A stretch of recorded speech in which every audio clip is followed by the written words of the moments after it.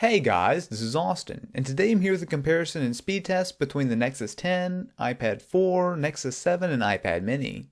To start off with, we have Geekbench, which is a test that focuses on CPU performance and everything from phones to desktops. With prices ranging between $200 and $500, this might seem like an odd comparison, but the results are a bit surprising. The Nexus 10 pulls in a score of 2,761, which isn't too far off from recent laptops, and the iPad 4 and Nexus 7 both pull in very solid scores. The iPad mini with its older Apple A5 finishes a distant last.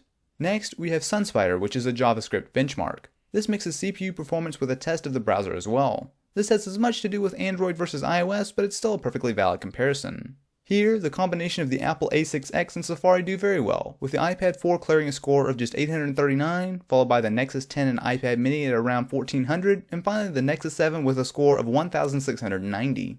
To test gaming performance, we have GL Benchmark, which simulates a very graphically intense game. With extremely high resolution screens on the Nexus 10 and iPad 4, they're at a disadvantage, but as you can see they both keep up quite well. The clear winner is the iPad 4 however, with an average of 42 frames per second compared to 26 on the Nexus 10, 24 on the iPad mini, and 14 on the Nexus 7. I also reran the benchmark in an off-screen 1080p mode to take screen size out of the equation, and the iPad 4 dominated again, this time followed more closely by the Nexus 10 and still well ahead of the smaller tablets. The Nexus 7 and iPad mini both do fairly well considering, however the Nexus 10 has the most powerful processor in any tablet or phone I've ever tested, where the iPad has the best GPU. Both are very important in getting a great tablet experience, so this one has to end in a draw.